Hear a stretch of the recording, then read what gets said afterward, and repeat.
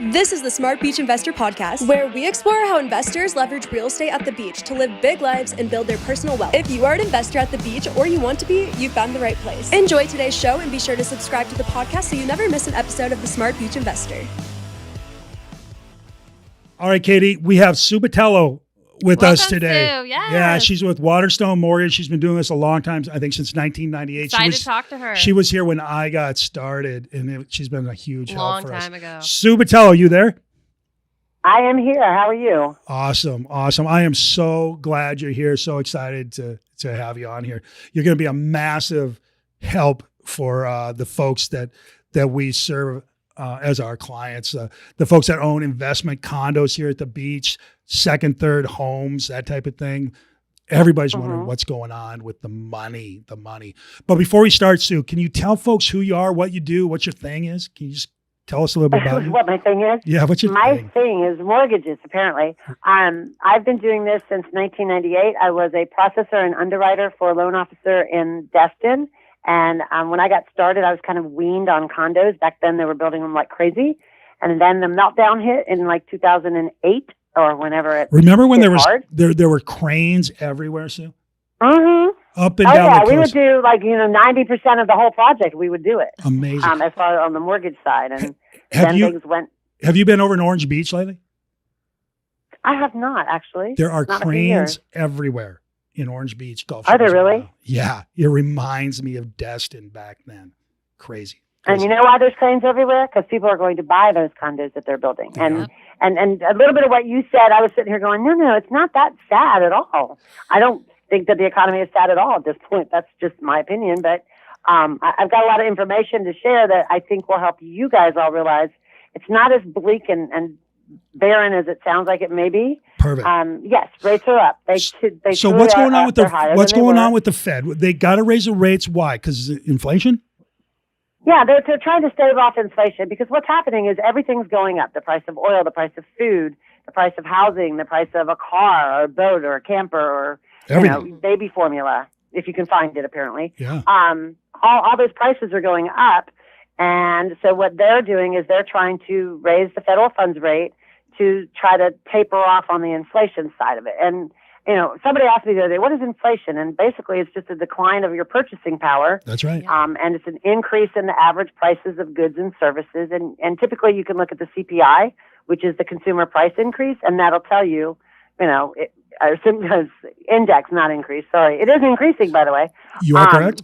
But everything's going up, so they're trying to level that off a little bit by increasing their rates. But here's what I can tell you: over history. It's not the first time they've raised it. And keep in mind, the rate was 0.25%, or a quarter of 1% is what it was. And then they changed it, and now, oh my God, it's 0.5%. So if you look back historically, back in the 80s, we had Paul Volcker at the Fed. He raised the federal funds rate from 11% to 20% over 2 years. That's that's 9%. And it wound up at 20%. But guess what rates did when he did that? They went from 18% to 12%. And same thing happened in the 90s. And at this point, Katie was apparently alive. Barely. Alan Greenspan took the federal funds rate from 4.75% to 6.5% in 2 years. And rates dropped over that same 2 year from 8.5% to 5.5%. And what's different in this economy right now is they're doing that. Rates should come down. Typically, that's what would happen. But the differentiating factor in this time is that the Fed has this balance sheet of $9 trillion, and almost a little bit less than half of that is actually mortgage-backed securities. The rates have basically been artificially deflated, if you will, for quite some time because the Fed has been buying mortgage-backed securities. So now they're trying to kind of let those run off, and on top of that, they're trying to run off about $70 billion a month. And they're also even talking about selling about $35 billion over 3 months starting in May. Okay, so wait a minute. I got lost here. Are rates going up or are they going to go down? Yes. Right now they're going to go up, but it's not going to be for a long time. They're not going to keep going up. They're going to come back down. And I'm going to tell you why, because we're going to go into a recession. And it's expected anywhere within the next 6 to probably 18 months. we're going to wind up in a recession, which is the exact opposite of inflation. You have a decline in general economic activity. There's a widespread drop in spending. It's normally the index they use to look at that is they look at the GDP, which is your gross domestic product. And if it declines for over 2 quarters, you're in a recession. That's going to happen. That's the whole reason the Fed is doing what they're doing. They're trying to stave off inflation, and it's going to ultimately cause us to be in a recession, in which case mortgage rates come down. But even better than that, go ahead. So right now we have increasing mortgage rates because the Fed is trying to slow down inflation. They got to. Affordability is going away. Things are costing too much. We have increased mortgage rates because we have an inflation. Yeah. What the Fed is doing isn't causing our rates to go up. What's causing our rates to go up is inflation. I mean, the biggest driver of mortgage rates is inflation. It erodes. Imagine this, John. John Moran, you lend out $100,000 to somebody, and you lend it out at a rate of, let's say, 3.5%. So they're paying you back, and you're getting your money, and it's a fixed payment every month you're getting. Right. But all of a sudden, the price of everything else is going up, let's say 6, 8, 10%, and you're still only getting your 3.5%. So how do you compensate the fact that you have less buying power is you increase the rates on the next one that you lend out to. Does that make sense? Mm-hmm. Yeah. Yeah. So they got, they're going to increase the mortgage So it's inflation. rate. It's not the Fed. It's not the Fed particularly necessarily all by themselves that are making rates go up. Everybody kind of tied the two together, but it's the fact that I think they waited too late to increase the federal funds rate is really the problem. So because of that, we had higher inflation than we would have had if they had done it sooner, because that's the whole point of why they're increasing their rates. Okay. Is to try to stave back down inflation. So my question still comes back to, are buyers going to have more expensive mortgages in the next 12 months? Yes. And then Probably, within the right? next 6 to 18 months, no. Because once we hit that recession, like I said, the rates will come down again. And rates will start coming back, so they'll have a little bit more buying power. But on top of that, whenever you have a recession, and I can tell you historically over the last 9 recessions, the housing market got better during or immediately thereafter a recession. And every time for the last 9 recessions we've had, it's gotten better, except in 2009, which as a result of the housing bubble, that's why it didn't happen then. I mean, the housing bubble wasn't caused by the recession. The recession was more or less caused by the housing bubble, if you will. So a recession is not necessarily a bad thing for the housing market at all. So, sorry. So this is kind of what we're doing, Sue. This kind of falls in line with what me and my husband were talking about. So our listeners know this, but you don't, Sue. We just refied our home. When I bought it 3 years ago, my rate was like 4.6. And then we refied just like last month, and we got a 2.9 rate.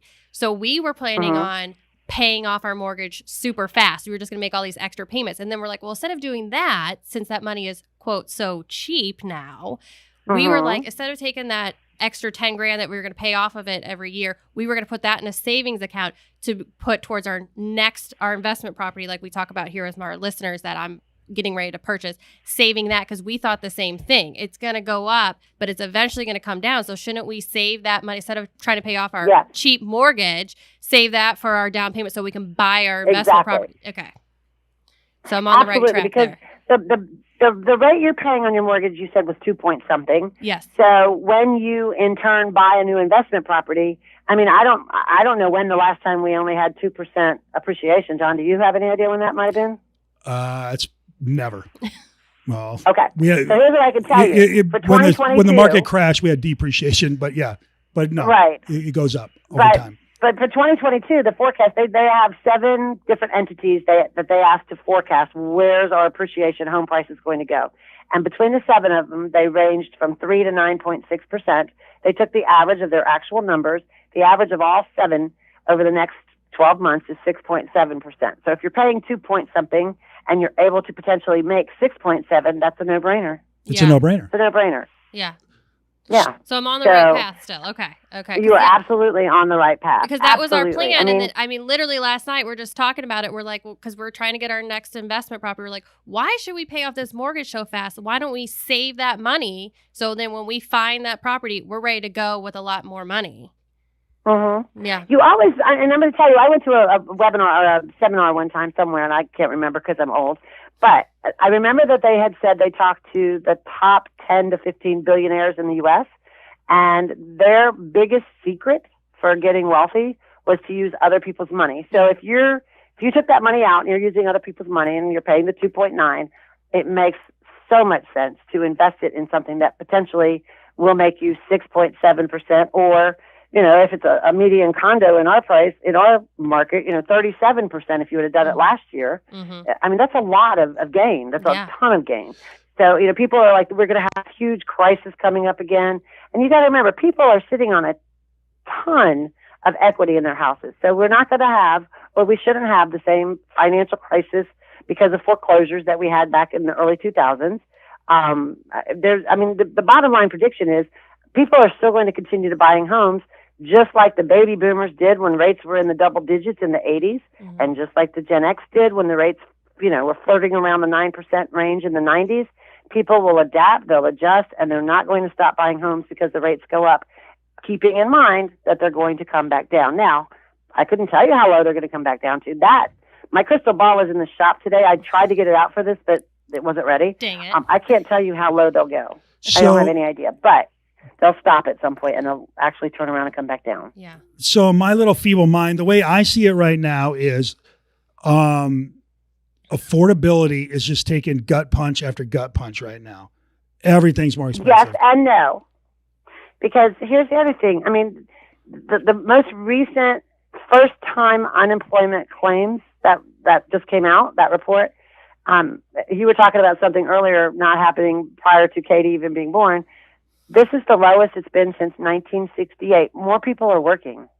More people are seeing increases in their pay while they're working. So yes, is affordability down? Absolutely.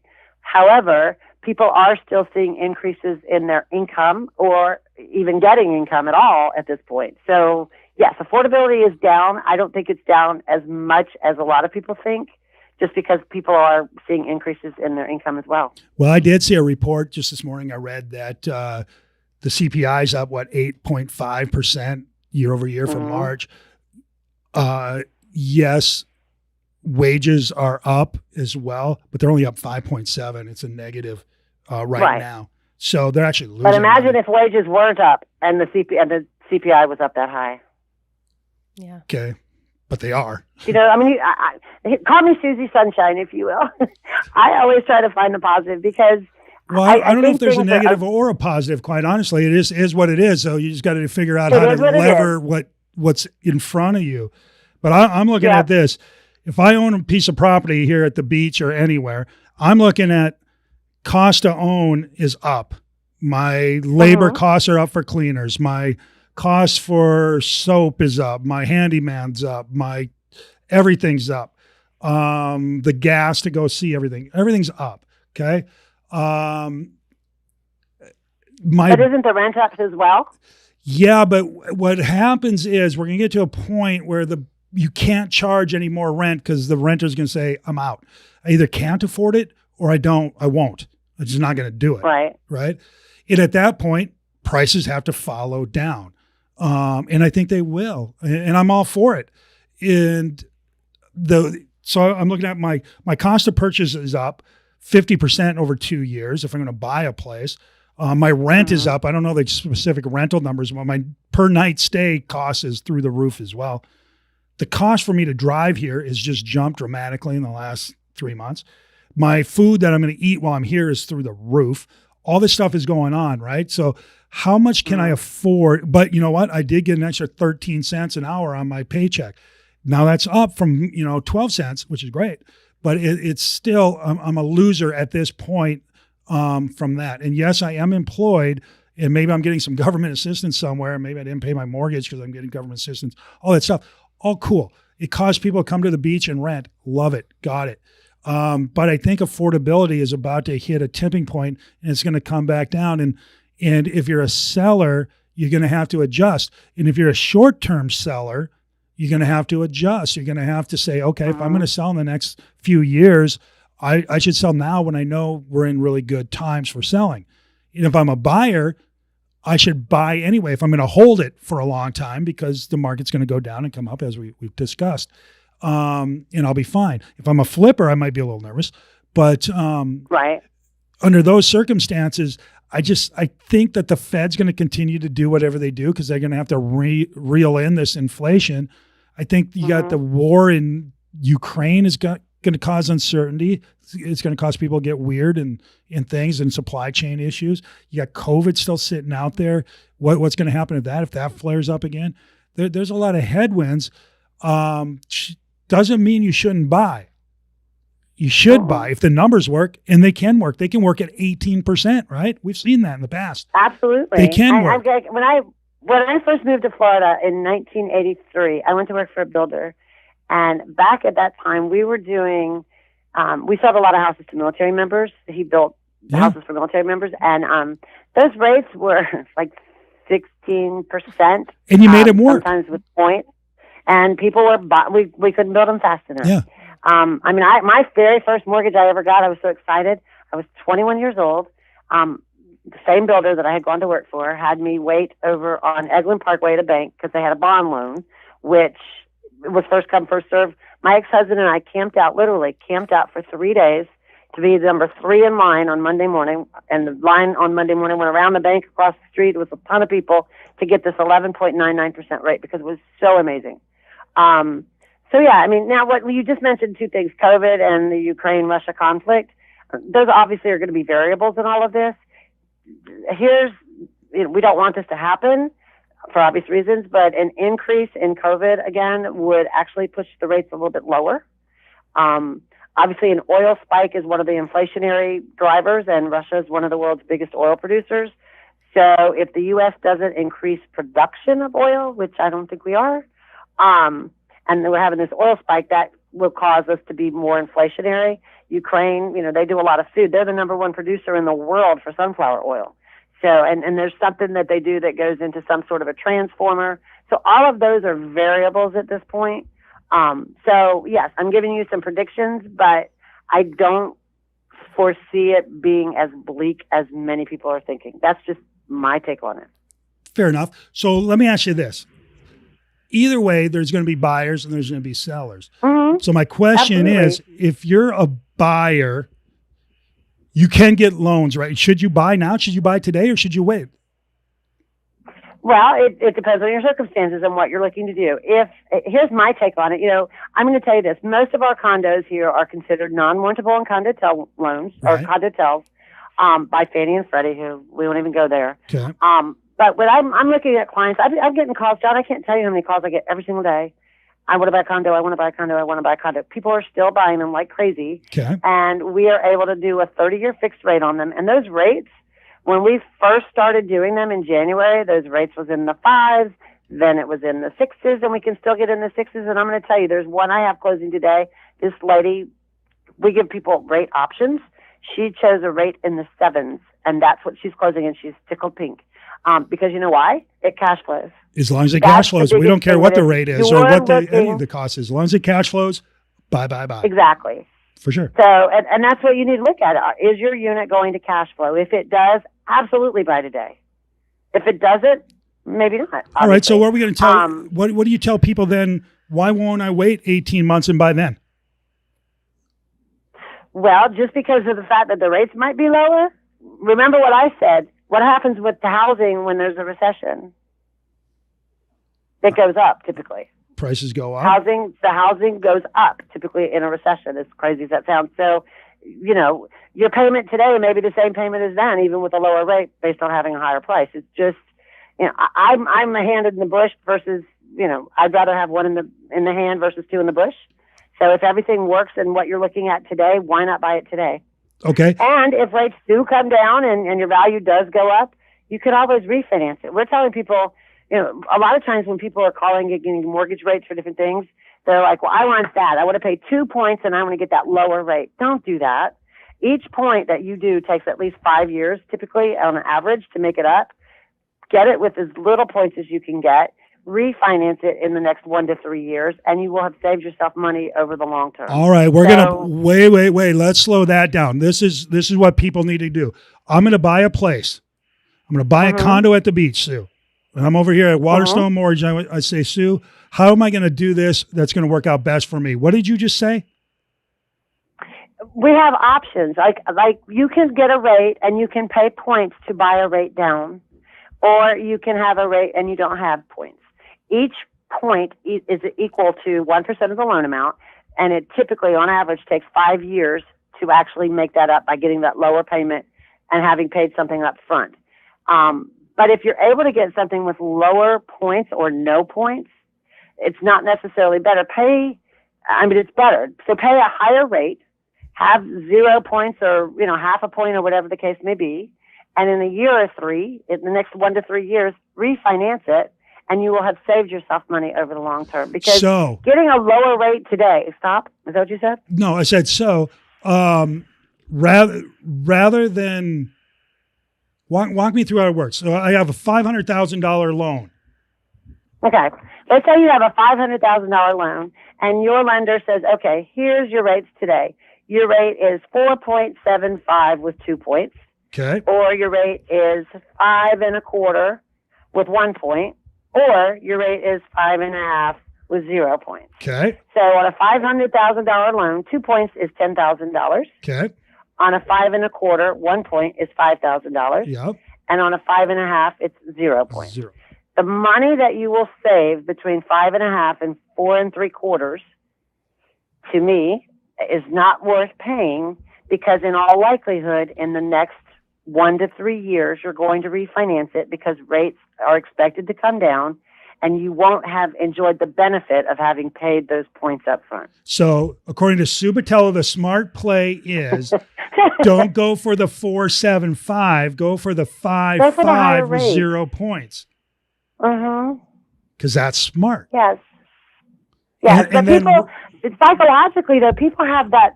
It's hard to explain to people about that, but until you show it to them in writing. But when you talk to people, they're like, well, I want the lowest rate. And I'll call people because I give them options, and I'll call them and I'm like, look, that's all great and wonderful. All you can do with that rate is tell your neighbor, hey, guess what rate I have? What you can do with the other is let's look at the dollar amount. That's what you write your check for. Do people even write checks anymore? I don't know. But you write your check for a dollar amount, not a rate. So let's look at the long-term ramifications of all three options and determine in your individual case which is best for you. So just because somebody says, I can give you this rate with this many points, it may not be the best That's thing. not enough, is it? And at this time, it's That's not enough not. of the story. You need all the pages to this story to understand what way to go. I love that. I love that. All right. Give me something else. So we can buy down our rate, right? Or don't with these points. Go with the higher. You can, but you at this point, you probably shouldn't. Okay, tell me about that. When rates were really, really low, that wouldn't have been a bad thing Then to do. take the low rate and run. Okay, I'm with you. All right, let me ask you this then. But they're not really low now. No. Okay, so let me ask you this. Let's talk about this way. 5-year, 30-year, 15-year adjustable rate. What are we doing? What's the best way to go here?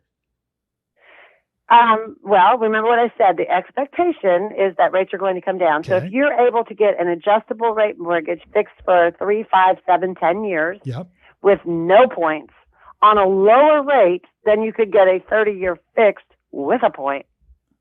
In my mind, again, it's a no-brainer. I know people start thinking, oh, my God, it's adjustable. But keep in mind, an adjustable rate mortgage doesn't mean it's going to adjust. It means it can adjust. And keep it also in mind, it can't adjust. It's not going to go like from 4.375 to 10.375 in 1 year.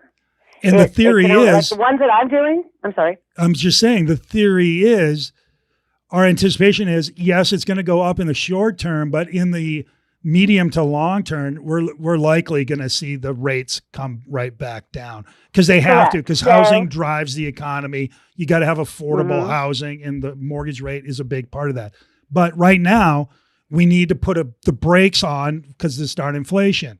So temporary solution is to increase the mortgage rates to slow things down. But if you go with an ARM and get a better deal and then refi in some period of time when the rates come back down, winner, chicken dinner. Am I correct? Exactly. I mean, if you sat down, and I'm not going to do this, but if you sat down and you said, okay, here's my rate on an adjustable rate mortgage, fixed for 7 years. Here's my rate on a 30-year fixed for 7 years. Well, the first thing I'm going to tell you, most people, and I don't care if you're buying a primary home, second home, or an investment property, most people don't keep their mortgage for 7 years. I mean, the national average is like, I want to say 6 point. They don't even keep their property, let alone their mortgage. Right. Right. Right. So, why not take the higher rate, keep the money in your pocket, because obviously everything else is going up and you need that money. Keep your own money, man. Use somebody else's money. The bank's going to give it to you. Love it.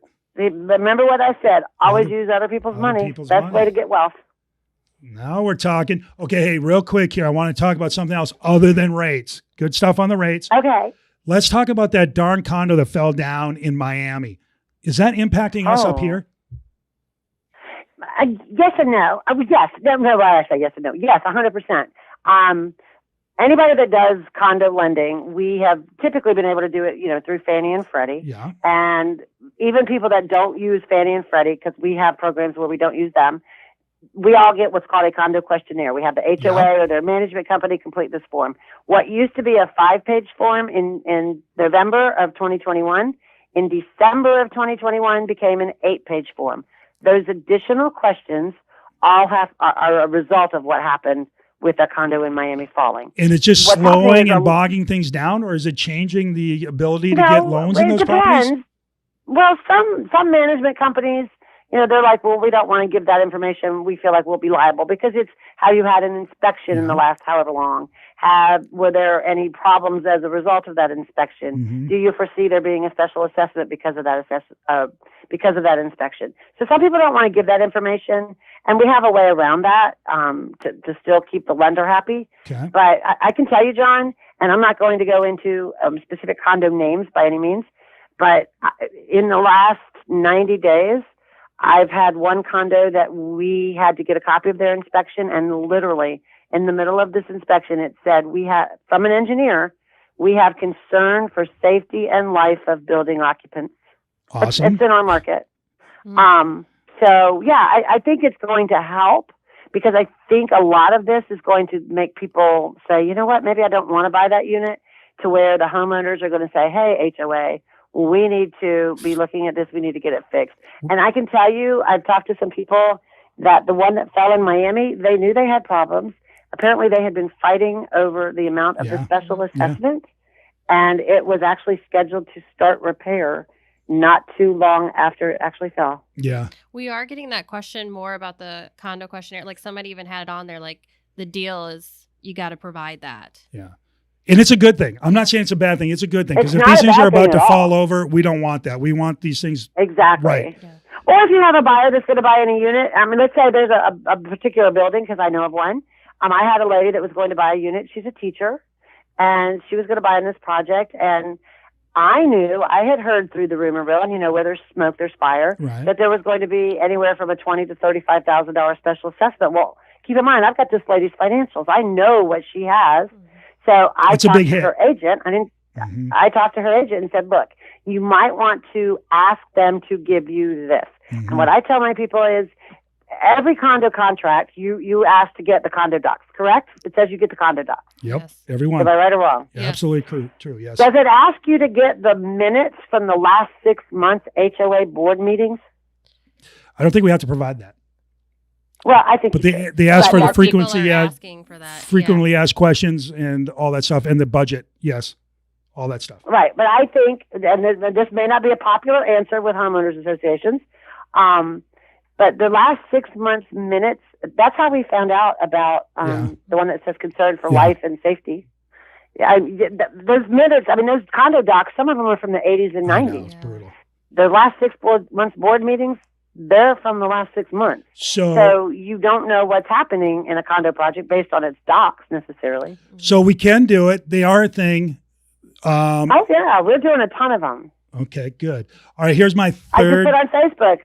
What'd that? I'm sorry, go ahead. No, what'd you do on Facebook? I said I just put on Facebook just this week, we're closing a unit in Emerald Grand, Splash, and Emerald Isle in Panama City Beach. Nice. Great. Nice. Okay, so here's my last leg or stool on this leg, and then we can wrap this up. We talk a lot about Freddie and Fannie, right? Mm-hmm. Condotels, right? That's a term that's used here on the coast a lot. And can you just give folks a quick idea what that is and why that even matters? According to Fannie and Freddie, they do what they call warrantable condos. And a warrantable condo just means it's not non-warrantable and it's not a condotel. They have to have a certain amount of money going into reserves on the budget. They have to have certain insurance coverages. They have to have under a certain percentage of one entity ownership. They have to have under a certain percentage of commercial. Right. If it doesn't meet those guidelines, and what they've recently come up with is they've added even further things. So for a condo to be considered a condotel, Fannie and Freddie have given us this guidance, which is not a lot.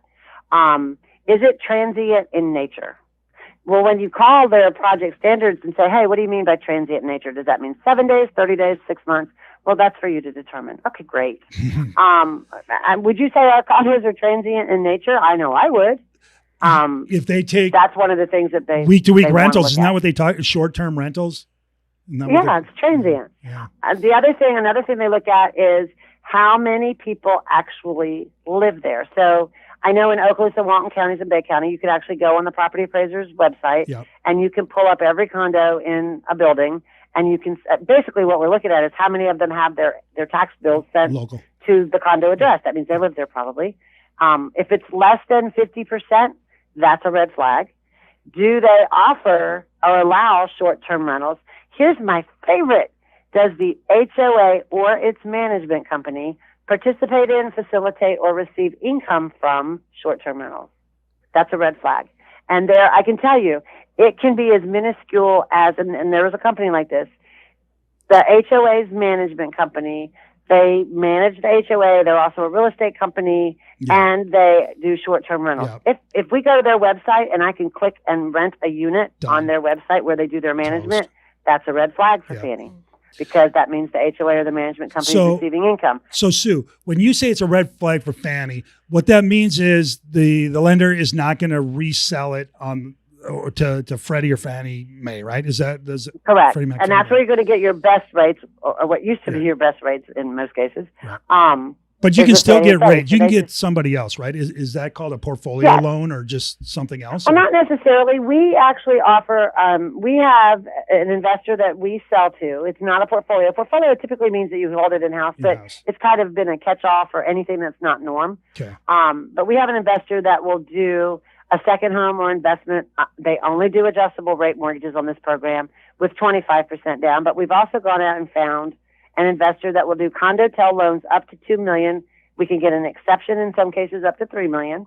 And they will do a 30-year fixed rate mortgage on a condotel or non-warrantable condo with 20% down. Nice. 30-year fixed. So they have some caveats of things they won't do. They won't do a unit with a lockout, which is crazy. If the building can have it, but not that. So a lot of Sandestin has those. Those we typically take to the other investor. So it's just a matter of fitting it all together, seeing what the characteristics of the condo project are, the characteristics of the buyer, and then putting all that together and finding the correct loan that will work best for them. Okay, and their goals. And everybody's goals are different. So, right, for sure. We don't have a vanilla. So let me ask you a question here. If somebody wanted to get financing on a condo or even a house, they can get it. Fair? Yes. Well, yes. And they can get it from Sue Botelho at Waterstone Mortgage if they're lucky, right? Absolutely. If they're smart, actually. So do them a favor. Do us all a favor, Sue. How is somebody going to get a hold of you? What's the best way to talk to Sue Botelho about their financing?